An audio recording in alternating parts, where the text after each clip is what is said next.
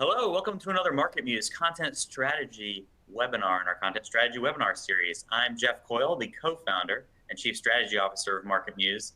And today's discussion is, if you know anything about me, it's something that's near and dear to my heart. It's evaluating search results, how to evaluate search results and search results pages or SERPs for better rankings. And joining us today, I'm going to tease him a little bit, right? Is somebody who has been doing this for a really long time. We've been working together for a long time as partners, as him being a customer. I really value his perspective, and he's just recently started a brand new venture that we're going to be talking about. But before I tell you who that is, even though you can probably see him on your screen, we're going to go through housekeeping. Ask us anything content related, anything search related, anything training related. Really anything that gets into what it's like to be at an agency, what it's like to do SaaS offerings. Ask us anything and we're going to get to it.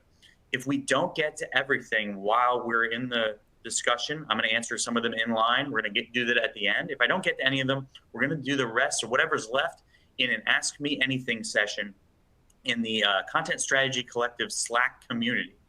So if you haven't signed up for that, you're going to get a link inside the questions and answers in the thread. Go sign up and go check that out. It's a fun rapid fire session with our guest of all the remaining questions and then any new ones you can come up with. While you're at it, in the next couple of days, you're going to get the replay recording of this webinar. While you're at it, go check out our webinar library. It's blog.marketmuse.com/webinars. There are over 100 webinar recordings of all shapes and sizes on every topic you can possibly imagine. So whether you're looking at something on sales enablement from Pam Didner, on running an agency, we've got an amazing keyword research session with Nick Eubanks in there. Go check those out. There's some amazing recordings, and regardless of where you're focused.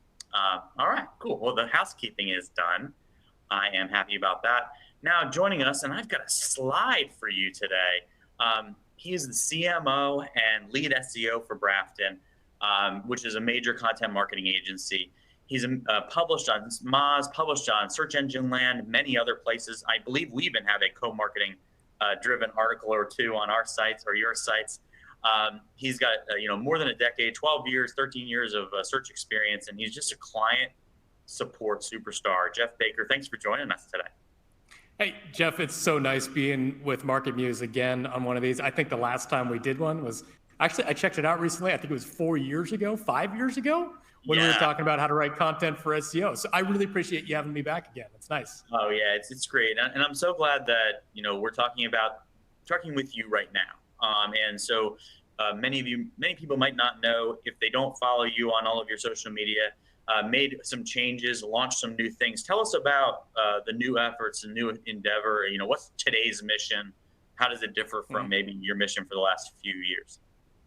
Yeah, for sure. So I was previously the CMO of Brafton, but really my heart was in SEO. That's just one of those things that, you get that one thing in life where it just kind of clicks and it actually makes sense. Like when you see SEO, you see colors and shapes and sounds and stuff. And that's kind of always clicked for me. And that's always where my heart's been. So I spent most of my time at Brafton really homing in on my SEO game. And then just in June, actually it was June 1st, I quit and went off on my own because I was, like you said, I was on a mission. Like I really was sick of people not understanding SEO or being intimidated by SEO. And a lot of times the industry, that could be the case. To work with an SEO agency, they make it overly complicated, overpriced. And what I wanted to do is I wanted to create something that I could explain to my grandmother and she would be the best SEO on the planet. And what I did was I created a course. So I created a course that just in the, 12, 13 years I've been doing SEO, compresses everything down to just the stuff that'll make you successful in SEO. So it's not the stuff that's going to, like if you want to run highly complex technical audits for multi-language across multi-domains, this isn't for you. If you are somebody who wants to be successful at SEO, you want to make your business successful at SEO, I created a course that's specifically for you. And by the end of the course, the way it works is that you're doing as you go, and by the time you're done, you've got a finished product. And basically you've got something that's hopefully creating value for your company by the time that you're done. So what I wanted was something that was actionable, something that you could hold in your hands and say, okay, this is not theoretical, this is not academia, this is like real life, and I'm actually generating success for people.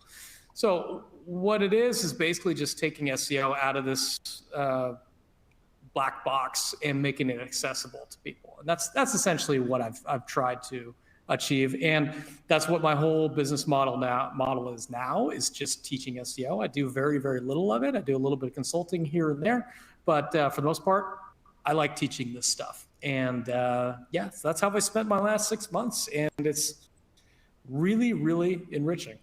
No, that's amazing. And I love that too. And I've made internal courseware over the years and, do my best. I think it's very, in my masterminds, I'm a member of the Rhodium community, which has been, extremely important in my life. And, I'm just always trying to give, right? And I think that was always your perspective. You always wanted to figure that out. And I love that you've got a medium for that.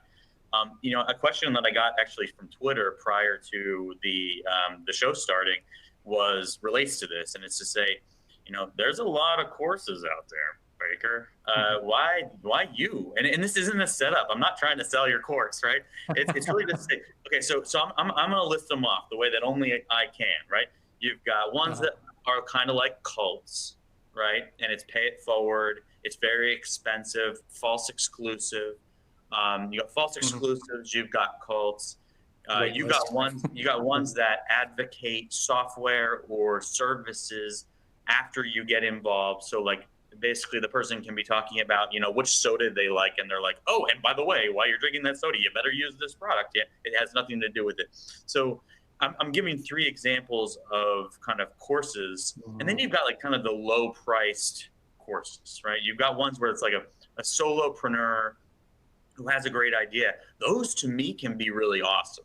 But I see your first shot at this is somewhere where I'm like, hey, this is Jeff's passion project effectively. He wants to give, he wants to simplify, but it's also got more organization than just, hey, I threw this thing up and it's an ebook and it's $100, right? And so like, what is that the intent that it's like, hey, this is my passion? Or do you want this to go steps further so that you are a cult? A billionaire? You are a cult. And how's that going? Good question. It's a good question. I embellished it a little. But I think the nuance of it is the person that sent me that actually does have a course. And it's more of it was a passion project. They threw it up on as an ebook and they've made a few $1,000 and they kept doing what they were doing. So tell me more about where you vision this. I created this course. It took me about 2.5 years, almost 3 years. I created it because I love this stuff and I love teaching it. And I actually started teaching it just ad hoc. I was doing quote unquote little masterminds over a beer kind of thing. And I was like, okay, I started figuring out which order to tell things in and which things to actually say in a way that it clicked in their head and they said, oh, okay, SEO is not that complex and I can actually make a lot of money for my business on it. And so having these conversations, I was inspired, but I wasn't inspired enough to create anything yet. And then my friends just kept saying, you have to do this. You have to make this course, make this for people. And eventually I caved in and I said, okay, I would not be happy with myself if I didn't express how I understand SEO to the world. And regardless if this sold, I had no idea what to expect. It could sell one course, could sell 10,000 courses. I have no idea, but I knew before I died, if I did not do this, I would be extremely disappointed with myself. And yeah, to answer the question, how is my course different? This course, I just broke it down so that anybody can understand this course. And I explained it in a way that's just pure language. It's cutting out, sure, you can study nothing but SEO for 20 years, as you know, and you still only know 10% of it. Like it never, ever ends. And that's great. That's cool. That's not great for some people. Some people want to know what it is, the techniques, a lot of the content creation techniques that actually power results. I want to teach them like the fuel and the engine rather than, just how to do these in-depth technical audits, which would be essentially if you want to be an SEO expert. But if you just want to run a business and you want to be successful at SEO, I want to teach you those things. And I want to make people I want that person that runs an online yoga retreat to be successful. And I want them to be able to drive 10 times more customers to their website. And it doesn't take much. Like if I teach these specific things and it clicks in their head, they don't have to go and pay the SEO agency. They'll have to get a couple tools. They're going to have to learn how to write content. They're going to have to, work with MarketMuse to figure out how to hit their topic clusters and that kind of things. But I teach them that, and the return that they're going to get is huge. So that's why I do it. It's just passion. Very cool. Yeah, and I've always had the perspective that, I dislike it when people say they learn enough to be dangerous, right? What I do, it's kind of like I think everyone has the responsibility of learning at least the baseline of the other departments in their organization. And so, learning the baseline of search, learning the baseline of online marketing is the equivalent of like knowing the jargon of product management or of sales or of product development.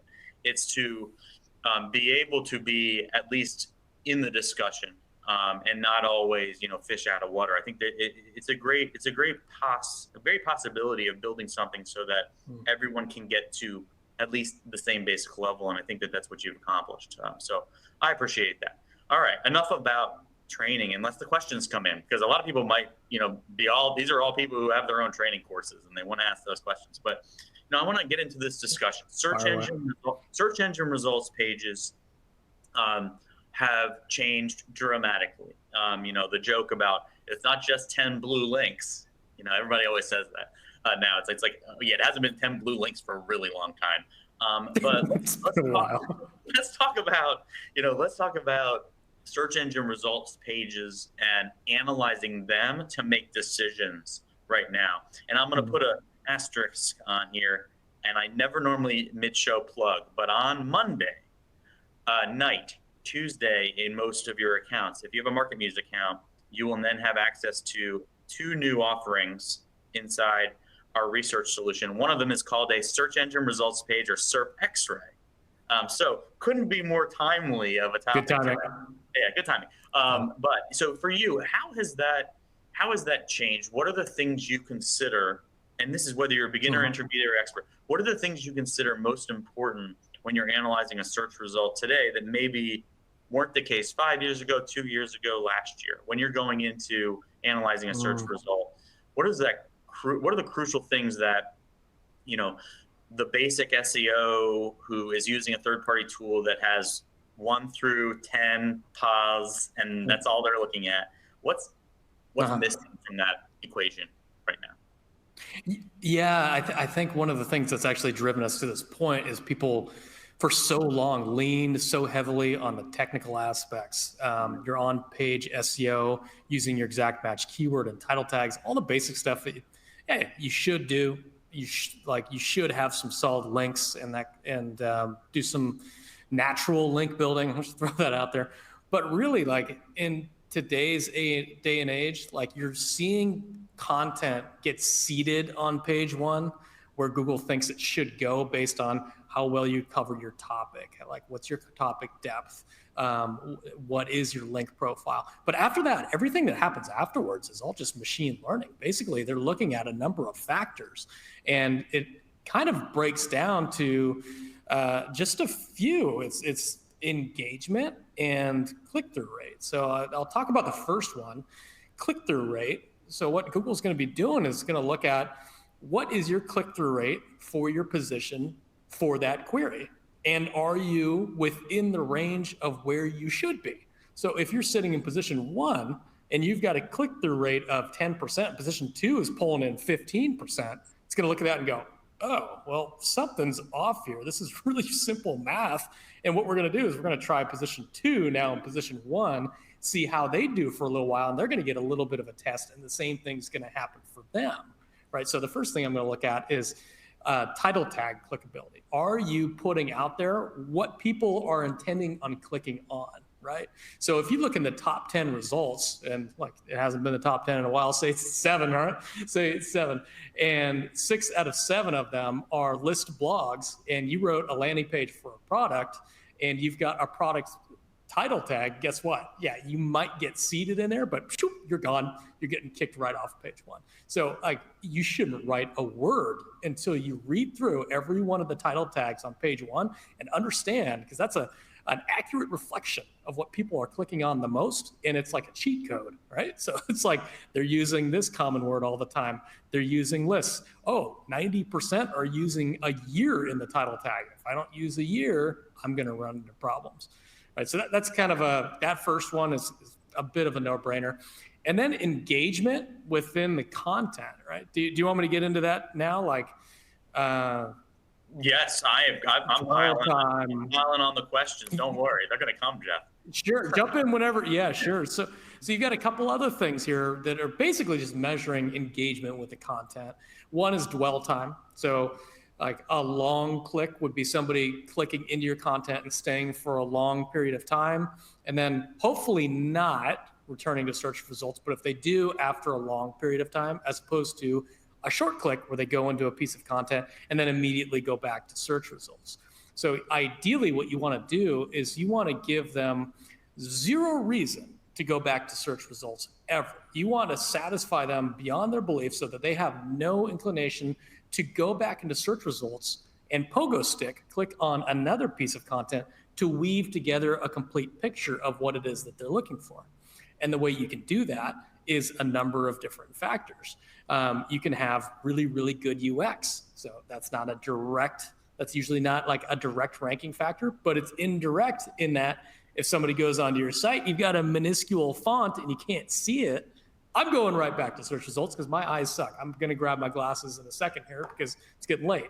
Like that's an immediate no-go, and it's an indirect factor. People are going to it's going to see people are clicking out because they can't read the content, and you're going to move down. If the query expects some sort of media, right? Like if I were to use the example keyword golf tips for women, and I click into 8 out of 9 articles and they all have video, and then I've written a piece of content that's all block of text, guess what? That's not the expectation of the query. The expectation is I'm going to have some sort of media to accompany that text as well.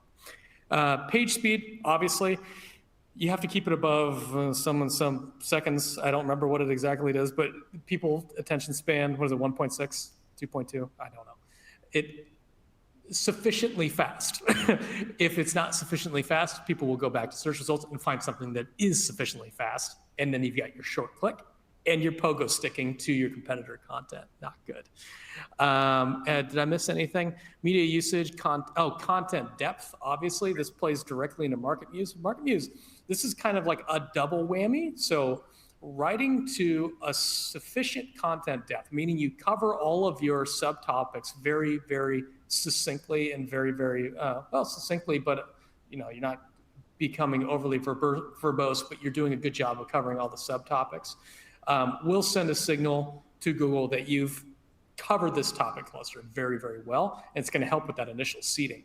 But also in the indirect way with RankBrain, people are going to stay on the page longer because, like I said, you gave them zero reason to go back to search results to weave together an answer from one of the competitors' pieces of content, right? So this one, the content depth and the content thoroughness really plays kind of like a double factor. And then lastly, understanding intent.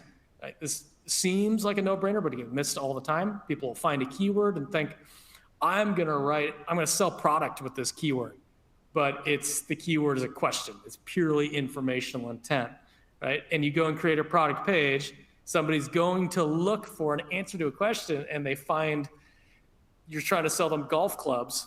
They're going to get mad and they're going to go back to search results, short click, and they're going to pogo stick, go into another result, sends a signal, and then you get booted off.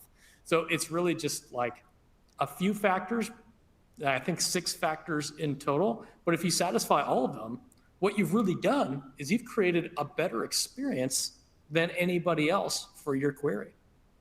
Cool. And my intent is to put wrinkles on each one of these things to make sure that everybody understands exactly what you're saying with this. But overall, this is that user experience that you want somebody to be, you want your real estate on Google to be appealing enough for them to take the shot by clicking. That's they're saying, they're guessing. What they read is both what they expect and they're excited about and they're interested in. They might even be done with their process. They may then want to wayfind on your own site or hit a call to action. It's what they expect in format. It's what they expect with responsiveness and speed. And it has the usability that allows them to do what they want to do, right? So it's that hook and then follow through, and all of those things connect. Now, I'm going to ask you just for, so I love that is this story, right? You're analyzing these things not to copy your competitors. You're analyzing them to do what I just said. You offer the prize, and then you follow through with the prize, right? That's how search really works. There's a lot of nuances to that. So when we get into title tag applicability, I hear so many naysayers on this. They like to point, so search engine optimization, maybe ones that have other courses, they like to point out exceptions. You commonly say there's seeding and then you get placement. Seeding, then placement over time, right? It's going in. But you might see a page that doesn't do these things, okay? It's just, it's bucking the trend, right? Okay, so two questions would be, from your perspective, why would I see something in a search result that JDLR just doesn't look right? Right? It's just not, it's not fitting with the norms. What are the reasons? And then second would be, how functionally can I actually achieve this, right? How is Google achieving this? At what level are they tracking? And I'll add some color there, but I'd love to hear your perspective of the exceptions don't make the rule, right? So be sure you don't listen to search engine optimization advice that points out exceptions as the rule. So how do you think about that with title tag clickability? Like how do we go when you can point at number 6 isn't like the others, right? Yeah. It's not like the others, but yet it's still on page 1, right? How do you the best way that I could, the best way that I can figure it is there's still remnants of the old school ranking factor that still play a part. A good example that I always come back to is I look at and say, why the hell is Forbes still ranking on page 1? Like whenever I search for something, I'll see something pop up there. I'll click into it, bombarded with ads, can't find the content, kills my laptop, and I can't even scroll. I struggle with that, and I go, how did that rank there? In the old school days of Google's weighting the algorithm, like link profile matters a lot because it is really mechanical and very, very easy to quantify. Quality and quantity is a super easy thing to quantify. And taking these signals just makes sense. And that hasn't gone away completely, right? So I'm saying, yeah, things are going to shuffle up and down based on user signals. But when you've got things that are so strong, and this is still a strong ranking factor, Forbes is still a rankable website, right? You're still punching uphill against them, right? So you really, as me not Forbes today, I have to punch uphill and I have to do all of the things in my checklist to beat them because they still got that leg up, and that might change in the future. You keep hearing these rumblings about link values going to start to go down. Who knows if that's actually true? I think it might be because it doesn't necessarily represent satisfaction of the searcher all the time, and especially in this instance. But until then, yeah, it's still a factor. And I think the way I see it is that's probably what's happening. Yeah.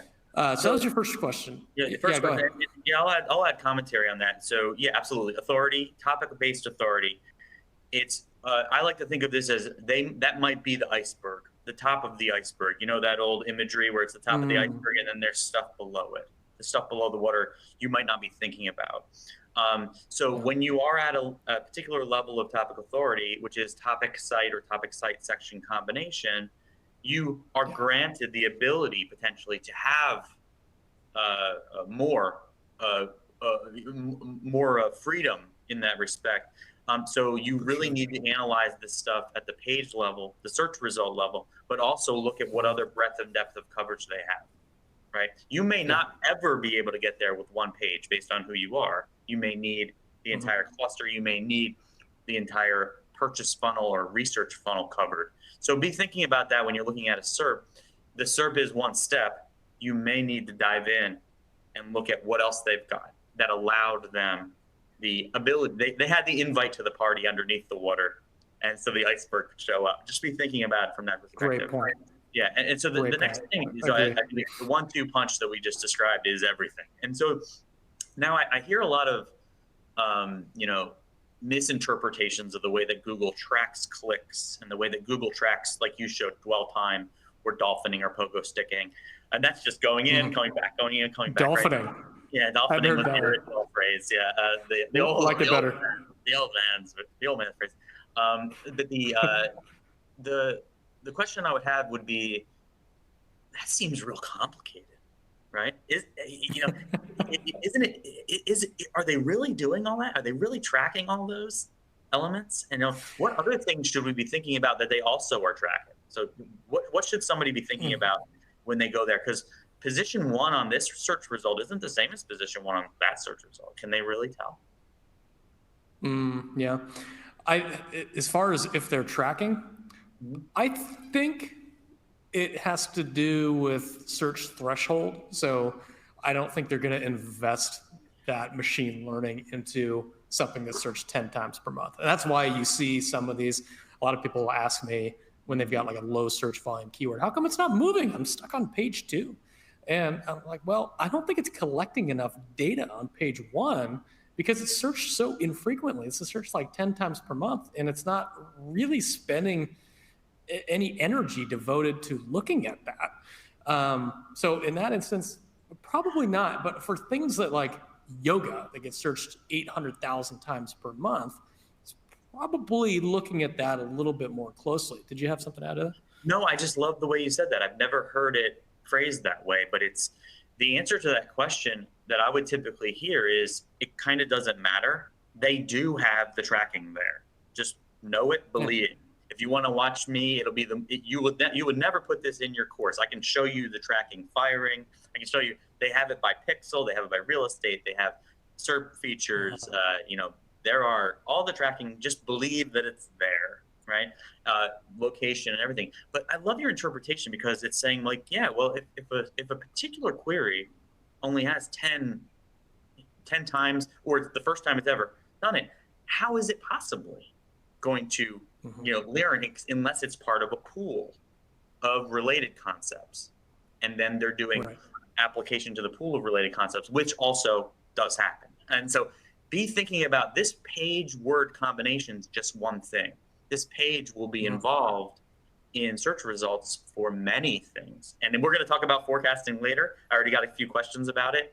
But that's something to think about. So think about all you really want is when this page appears, it connects to the searches that it's in the impression sets, and it has the best chance of being the thing that someone bets on when they're going to click. That's going to drive wins. And I love the simplicity that you described that.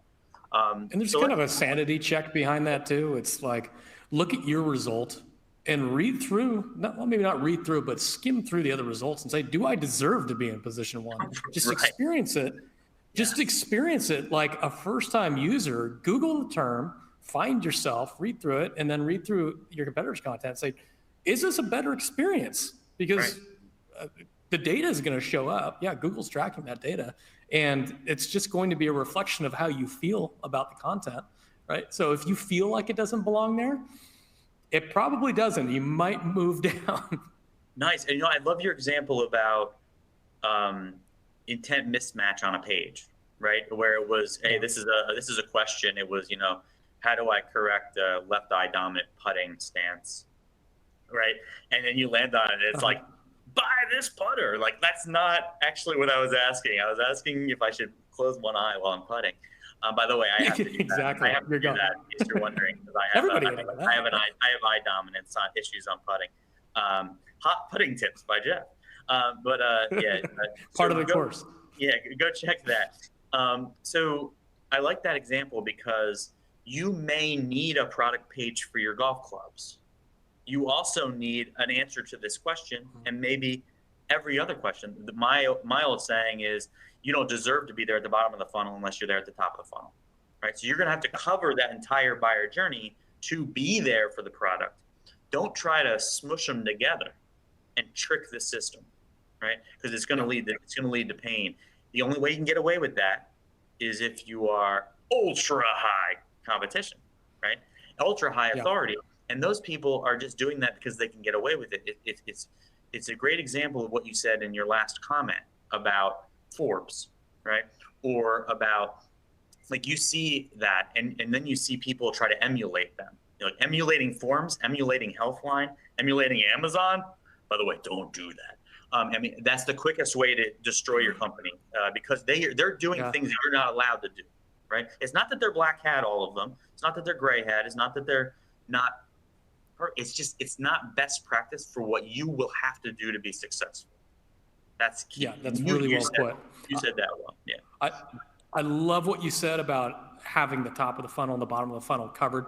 And by the way, when you do that, sure, you got to talk about golf putters and you want to sell golf putters at the same time. What you're doing is you're writing a blog post and a product landing page, and you're building up topical authority for your entire website. So and on the blog that you've created, you've got an opportunity for a micro conversion, a newsletter download, an ebook, and then you can nurture them to a point where they're going to buy a golf club on your commercial landing page. So like it behooves you to create both of those because you're getting it from the top and the bottom. Yeah, and it's on the money. I mean, I think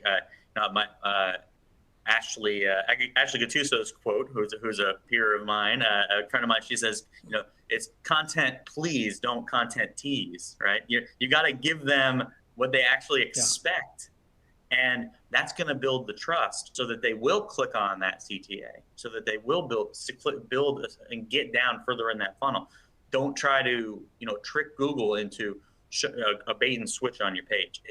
It's just not great. It's not going to have that, or something that's unnatural, which gets into kind of your commentary about content depth and how that dovetails with trust, authority, but expertise and experience. And so how do you describe how building a great page that tells the story of expertise means do X, do what? What's that process? Yes. Well, I think when I say expertise, I think that implies that it should be written by somebody that understands the topic very, very well.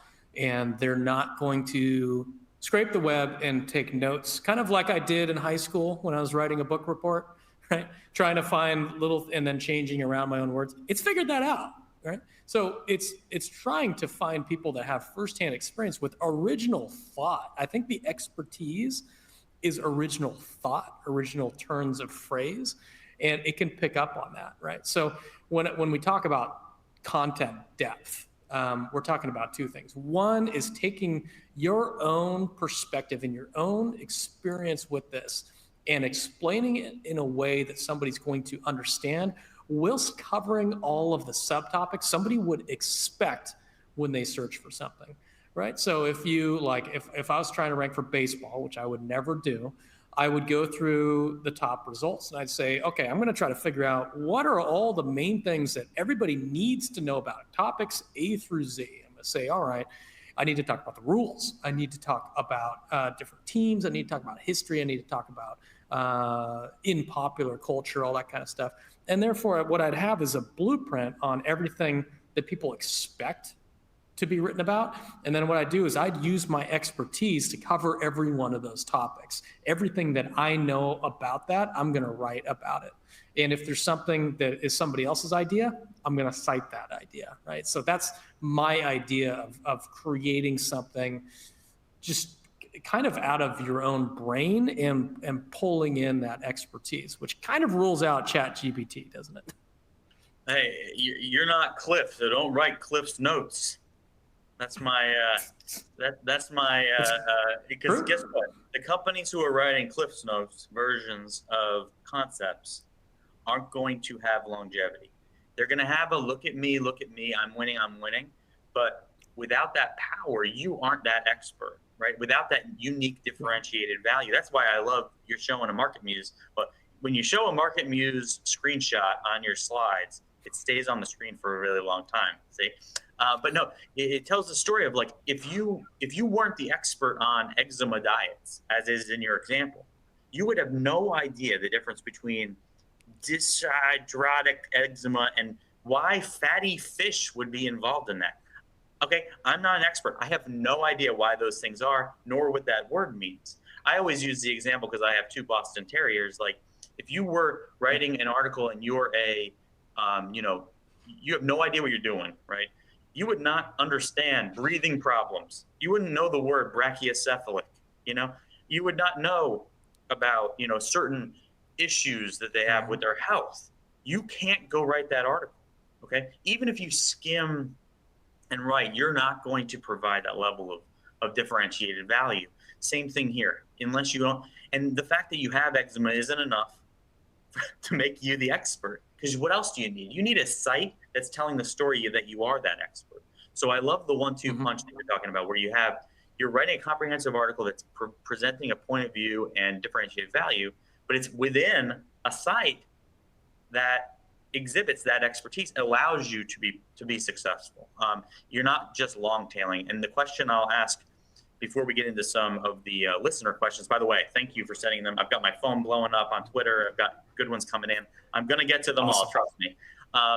Is just that, is to say, how do you think about this for individual pages? How do you think about this for collections of pages? Would be one question that I want to get to. So, how do I think of the content depth? Yeah, content depth. And when do I cover this on one long page? When do I cover it with a collection of pages? Yeah, that's a good question. So we're talking kind of like building a cluster of expertise around a particular topic. Generally, what I do is pretty simple. Like the highest difficulty and the highest volume, the toughest keyword that I have to rank for that I want to own is going to be my pillar page that I built a bunch of support around it, right? So if I want to rank for what is a newsletter, I'm going to write a long form piece of content around everything what is a newsletter, and I'm going to link out to a whole bunch of supporting pages. It says like newsletters for B2B, newsletters for B2C, all the stuff. And each one of these is going to serve as like a support structure for this main overall theme. And what I've done is I've created this massive pillar, and I've supported it with all of these topics that somebody, if they were interested in newsletters, would read through this content and they would click on it and they would get all the information that they needed, all within my hub, right? So I've got this super, super in-depth hub. So that's kind of the way I think of it, is the most difficult one as like the centerpiece, and then everything else around that is a support. And the most important thing that I always tell people that still seems to kind of get lost in the old school way of thinking is when people get their keyword list and they say, these are our quote unquote target keywords, and we're going to use these in the site. Sites don't rank for keywords, pages rank for keywords, right? So what I teach is every time you find a keyword that looks great, like this perfect white space that's not addressed yet, you've got a decent search volume and low difficulty, you want it. Create a page for that keyword and write the hell out of it. Cover that topic cluster as well as humanly possible for that keyword, and do that every single time you create a piece of content. And with the thought being that that page alone is going to rank for that keyword when somebody searches it, they're going to land on that page and have zero reason to click on somebody else's result. So that's kind of how I set up an architecture in my head. I love it. And I one thing I always challenge people to say is require it. Require the writer to put a two-liner. Why is this page better than any other one on the internet? If you can't say that, it's not. It's just not. And answering the question too, I love the way you said it. It's considering difficulty. And so in MarketMuse, we have a personalized metric for difficulty. That's going to dictate how much content's needed. If you're a small site, you may need to write a pile, 50, 100 content items to start to punch in competition. So you may need to you may need a long form all-in-one and the subsections. You may need it for B2B and B2C. If you're super big and you've already kind of wet the well with a lot of this power, you may be able to knock it out with one page. So it depends on who you are. It depends on that personalized metric for difficulty, not a general data point for difficulty. So be thinking about that. The answer isn't one size fits all. You may go build that 20-page pillar and support structure, and it won't work. You got to know that. By the way, Michael has asked, you have a longer version of this deck that we had intended on linking to. Is that something you're willing to make fully available? Yeah, totally. Okay. I've got it all outlined in there. And Michael, if you want to chat through it, I'm happy to hop on a line with you, but I'll make sure you get that. So Michael, you got a long form, plus you'll have this recording. It'll be sent to you in a couple of days. So don't fret. Awesome. I love all those exclamation points though. And we talked about Donna Marie, awesome question about how would you structure a topic, pillar and subs, type, table of contents, related article links. So speak quickly to your perspective on best practice for wayfinding through a cluster. So are you a table of contents person? Are you a stay with me while I'm reading, kind of a persistent TOC, in content context, maybe wayfinding, targeted download wayfinding? What are the different techniques that you like for keeping someone engaged? They know the structure of the page, and also they're willing to click again and stay wayfinding. I think that answered Donna Marie's question. Yep. I think you did. That's pretty. So basically, what are the things you like? Yeah. So my long forms technique, I love jump links at the top. It's going to take me to the section of the page that is going to ideally cover a small section of it. Like, say, for example, some ailment. I'm going to click on symptoms and causes. It's going to bring me down to the symptoms and causes section, and it's going to give me the answer that I need to that question in short form, but it's also going to link out to a more informative page. It tells me everything about the symptoms and causes and the pictures and all that kind of stuff. So yeah, within the content, jump links that go to the specific sections, and those specific sections link out to the support structures for the sub pages. You've nailed it. You nailed it, and it's an information architecture technique. Yeah. One of them is there's a name for it. My brain is gonna space on it, but the nature of it is a great litmus test, almost a sanity check. Would it be weird for me to get to this level of detail on this page as it was presented at the top of this page, right? Mm-hmm. So you ever get into a page and they got bad advice, and it went to like you started as like, what is this? And then in the middle, you're into this weird symptom for this drug, right? It requires that wayfinding step to tell the story of another intent. The example I always use is industry specific for this. So I'm reading what is CRM, and I've got CRM for breweries and CRM for microscope salespersons. All right. Okay. First of all, if I own a brewery, I do not want to read the CRM for microscope sales. Right. That makes no sense. So if you put both of those industry specific subsections in that what is CRM, they'd be super weird too. So you get all and three. You've diluted the page, right? Essentially. So think about it. Does everybody who came in for what you were selling want to read this? And then are you approaching and building that support structure? Those are great litmus tests. You said that before. I just wanted to reiterate it with my funny CRM for breweries examples, which I use a lot. That's perfect. Okay, Nathan, always a great question asker. I love Nathan. Thank you so much. Again, he's got two in here that I'm going to ask. One is because you mentioned pogo sticking and dwell time when you're talking about search results page analyses. Hey, Jeff's news, he didn't write this. Newsflash, there are search results where Google is presenting stuff they don't expect clicks on, right? Definitely. And there's situations where pogo sticking is actually good, isn't there? Mm-hmm. So that's this question. I think there is no blanket number that you're supposed to hit. Like I'm pogo sticking 50% of the time. It is all relative to the query, and Google knows that, right? So yes, pogo sticking is expected. Is your pogo sticking relative to your competitors way worse? Again, it gets back to look at your content.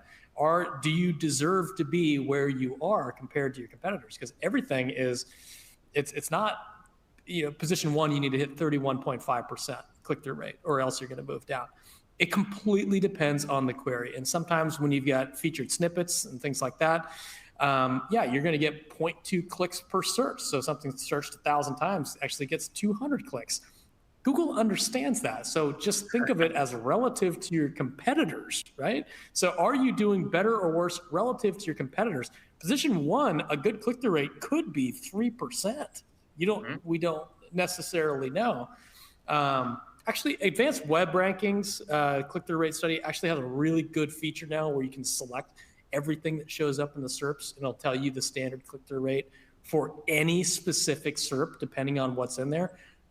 Definitely use that as long as we're on this topic. Good old folks at Rank Ranger. Don't worry about reading them. I get through them. I got multiple channels. Good old folks at Rank Ranger will always be the ones to tell you, Joel, that you got to look at screen real estate, pixel depth of the actual position too. So if you are, pause 3, if it's on page 2, it's a whole different ball game. Be thinking about that. One thing I'll mention is be wary, and you might have been like tripping this, Nathan, is to say be wary of something that has a simple answer. So we call it KNOW, no simple, right? Or a featured snippet. Does that really satisfy the entire intent of the query, or is it Google's best representation of a short answer? The example I like to use is, what's the capital of North Dakota? It's Bismarck, right? Mm-hmm. Okay, look at queries like that, because quick answer there, moving on. But what are the other things that somebody would want to know if that is part of their research path? That's the stuff that Google's trying to figure out. When is Bismarck the right answer? And when is, hey, I'm doing research on this. I want to learn more about these pieces, right? Of what are the next steps? Schwartz, you said sometimes Google's goal is to provide the answer to the next 5 questions. Maybe that should population. Maybe that should be your goal to be the answer for the next 5 questions. So be thinking about that, Nathan. I think that answers your first question. Second one, second one is how do you ensure that a subject matter expert writer second guesses themselves to ensure that the topic is entirely covered? They're not just going with their gut. Great question. Well, I mean, I would probably, I'm not getting paid by you, but I would use MarketMuse to do that.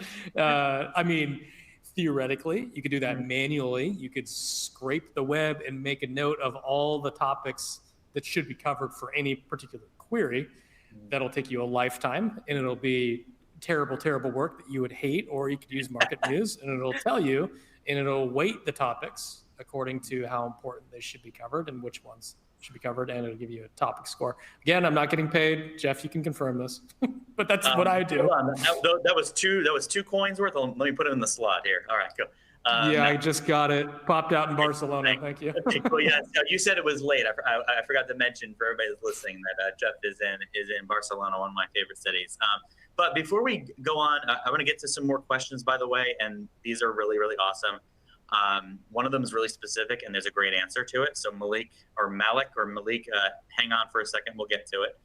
But I wanted to just cover just maybe in one set of anecdotes, page speed and media usage and UX. Can you speak to is page speed just like the invite to the party? Like if I have terrible page speed, am I dead? If I like, speak to that, and whether this is something that someone needs to drop everything and fix if they are a violator. Oftentimes I run into site owners or CEOs. They heard about Core Web Vitals and they're like, "We're slow. Is this like, should this be our company's top priority?" How do you think about that? I think it is. I think it is a ranking factor. I think it's not. You're dead in the water if you're a little too slow. If you're egregiously slow, you've got a problem. Like if you can't even get to your own website because it's taking 10 seconds to load, yeah, you've got a problem. So I think it is a ranking factor, and I think Google can tell, again, relative to your competitors, because I'm not going to say that there's a blanket you need to be 2.2 seconds. I think there's recommendations out there, but relative to your competitors, where do you sit? And anecdotally, what I do as part of this whole audit process that I walked through earlier is I actually go through the first page of results for any keyword and actually look through the content. I make a note of the media usage, whether they're using video or images, all that kind of stuff. So before creating a piece of content, and I'll actually take this page speed of every one of the pieces of content. And this is anecdotal because I've not done an official scientific study on this, but I have seen plenty of pages that load fairly slow on page one relative to the competitor. So yeah, they can get in there, but from what I've seen, for whatever reason, they rank a little bit lower, and there could be a 1,000 factors that go into that. But just anecdotally, what I've seen is the slower pages are ranking a little bit lower in my audits. Yeah, I would treat unscientific. Treat page speed like it's a, and I use the same thing for the helpful content update. Please, I'll put it in the show notes. I have 3 articles on the helpful content update and product reviews update. Core Web Vitals is very similar. It can act as a sandbag for your site. So imagine you're floating along the hot air balloon, and if everything's going to be impacted, it's going to be variable how much, because you're in a different competitive war with every word, right? So just imagine you pull that off. It might have a big impact. It might have a small impact. There's going to be a lot of depends, but it depends because of good reason, because it's just as if it's a sandbag on your entire site. It's going to be different. Same thing is going to go for helpful content. So I love the way you stated that. It covers the topic really well. And thank you for that. Jim, longtime MarketMuse supporter, thank you, Jim, asks, how would you maybe be a change maker, comment, or for a client who all they care about is traffic instead of focusing on buyers and buyer intent in that mix? Oh, God, that's so common, isn't it? I know. Oh, geez. It's and one of the things I talk about in my course so much is making the connection between keywords to traffic to conversions. So some sort of business outcome. And essentially, you have to ask them one question: why does your website exist? And they might say something like, well, to bring in traffic, or to rank for keywords. So they're all wrong. If you've got a client that's in business, their website exists to do some sort of business, right? And so what I break it down into is 2 main categories. The first one is a micro conversion, and that's anything where you capture an email address. So that's downloading an ebook or subscribing to a newsletter, anything where they don't have intent to buy, but you're able to give away some sort of value in exchange for an email address where you can nurture them to a point where they actually will buy at some point in the future. And these are all your informational intent keywords, should have some sort of micro conversion on the page somewhere. And then you look at the macro conversions, all those should be your product, your core landing pages, products, services that target commercial intent keywords where people that are searching to buy, they've got their checkbook out, they've got their wallet on their laptop, they're ready to go. These people are the ones that are going to be buying your products. So if you're able to explain that to your client in these 2 basic frameworks, like if you look at your website like a house, on one side of the house you do your business, and the other side of your house you do your entertain your guests, and you bring in people and you kind of nurture them and let them have a good time, and then they leave. Think of it that way. So you've got product landing pages, and then you've got your informational intent, blogs, and guides, and that kind of thing. But all of these things are trying to serve a purpose of generating some sort of business outcome. Everything needs to generate a business outcome. Yeah, I mean, I think a good signing point there is, and we have a couple other good questions to lightning round, but is if your demand gen people generating leads are saying that the top of the funnel content isn't good and you don't need it, right? Because it doesn't generate leads. It's the same problem as the people who are saying we need to go for traffic because that'll allow us to get, some leads. It's the same problem. You all have to work together. You need that entire funnel. And don't forget post-purchase content, implementation, support, champion content for your customers, right? Because if they don't hear it from you, they're going to hear it from G2 Crowd. They're going to hear it from someone else.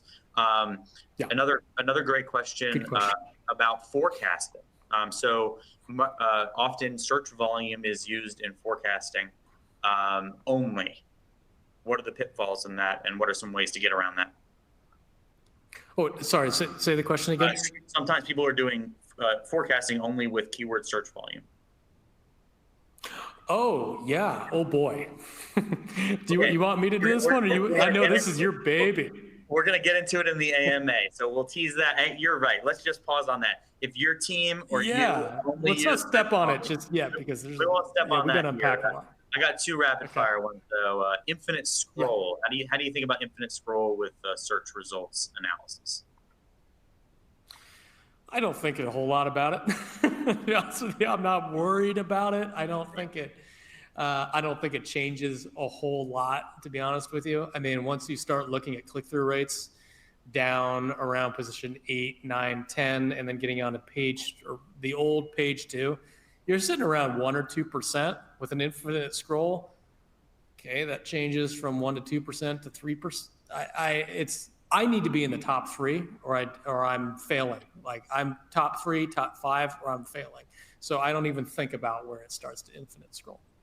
Yeah, the only thing I've heard anecdotally, I haven't heard it get realized, is there used to be an old SEO trick on the first position on page 2 used to get little 1% bingo. I'm imagining they're going to that's going to get devalued. Other than that, I don't think there's much, because what you really want to key on is use page 2 to your advantage. If there's very weak sites with good content on page 2, use that to your advantage if you're stronger than them. So there are some tactics we can get into, but great question. And I think we're just going to wrap it and go into the AMA. Malik, you got a question? The question is about forecasting. We're going to get to, because they're really, really specific, but we'll get to them. If you're interested in seeing a demo of MarketMuse, we have a new SERP X-ray, a new heat map solution coming out next week. You'll want to see that. Certainly a premium offering. You're going to see the content decision-making side. Book a demo at this link. And then finally, Jeff's going to share his slideshow, the full slideshow that pairs with some of the things you saw today.